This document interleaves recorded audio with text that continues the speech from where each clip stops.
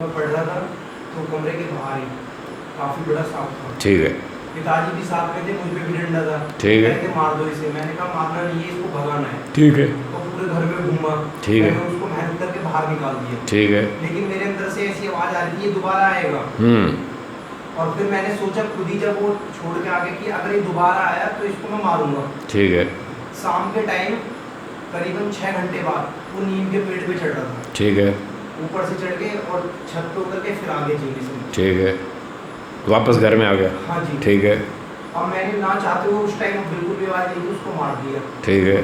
तो मैंने ये क्या गलत किया? गड़बड़ की ना, उसको बोरी में बंद करना चाहिए। मारो क्यों? पहले तो एक बार चांस दे दिया था उसको बाहर जाने का। दे दिया था, पर उसमें इतनी बुद्धि कहाँ है? सांप में इतनी बुद्धि होती तो आता नहीं दोबारा। चेतावनी भी दे दी थी फिर हाँ ठीक बात है, फिर भी बेचारे में बुद्धि नहीं है ना, आपके पास बुद्धि ज़्यादा है। तो आप चाहें तो ऐसा कर सकते हैं कि उसको बोरी में बंद कर लें और वो फिर वन विभाग वालों को या प्राणी विज्ञान वालों को, चिड़ियाघर वालों को फ़ोन करें, भाई हमारे पास सांप है, इसको ले जाओ, हम मरना नहीं चाहते। तो आएंगे, ले जाएंगे, उसका कोई ना कोई रास्ता निकाल सकते हैं। घर सांप के लिए तो नहीं बनाया है? घर सांप के लिए तो नहीं। मैं स्वीकार कर रहा हूँ, हमने सांप के लिए नहीं बनाया, इसलिए तो पकड़ के बाहर भेज रहे हैं, नहीं तो घर में रख लेते। हमने सांप के लिए घर नहीं बनाया, इसीलिए तो बाहर निकाल रहे हैं। कौवा आएगा उसको निकाल देंगे, कबूतर आएगा उसको निकाल देंगे, बिल्ली घुसेगी उसको निकालेंगे, कुत्ता घुसेगा उसको निकालेंगे, सांप आएगा उसको निकालेंगे। वो उसका घर थोड़ी है, हमारा घर है।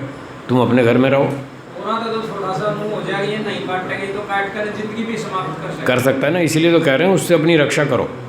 रक्षा करने को मना नहीं है, पर मारने का अधिकार नहीं है। क्यों? सुनिए, एक व्यक्ति ने कहा जी सांप को देखते ही हम तो मार देते हैं। मैंने कहा क्यों मार देते हैं? बोले इस बात की संभावना है कि हमको काट खाएगा। तो मैंने कहा संभावना है, अभी काटा तो नहीं ना।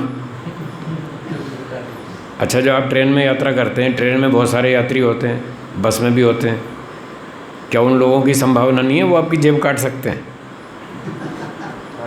बोलो जी, काट सकते हैं या नहीं? संभावना तो है ना। क्या संभावना के आधार पर उन सारे यात्रियों को पकड़ के जेल में डाल देंगे? हिसाब इनकी संभावना, ये जेब काट सकते हैं, इनको सबको जेल में डालो। क्या संभावना के आधार पर किसी को दंड दिया जा सकता है? ऐसा कोई कानून है क्या? हाँ या ना? नहीं है ना। तो आपने संभावना के आधार पर सांप को क्यों मार दिया? उसको क्यों दंड दिया मरने का? अभी तो उसने काटा ही नहीं है।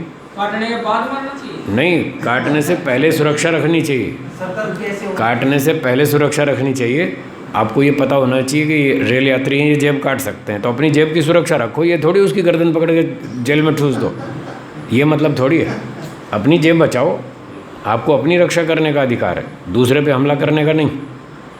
तो सांप की संभावना हो काटने की तो उसको बोरी में पकड़ो और भेज जाओ बाहर, ये उपाय है। मारो क्यों? उपाय कर रहा था जी, लेकिन वो बोरी से भी बच के भाग गया था। हाँ तो फिर और उपाय करो, 4 आदमी इकट्ठे करो, 20 आदमी इकट्ठे करो, उसको चारों ओर से घेरा डालो, बोरी में पकड़ो। बहुत सारे लोग एक्सपर्ट होते हैं सांप पकड़ने वाले, कुछ भी उपाय करो।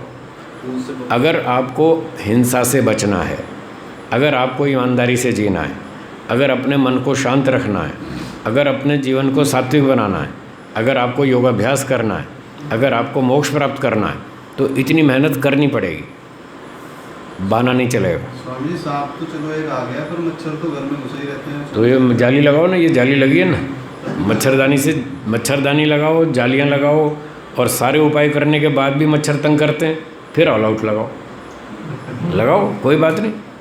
पर अपनी ओर से पूरा प्रयास करो कि हम बिना मारे काम चलाएं, जहाँ तक हो सके न मारें।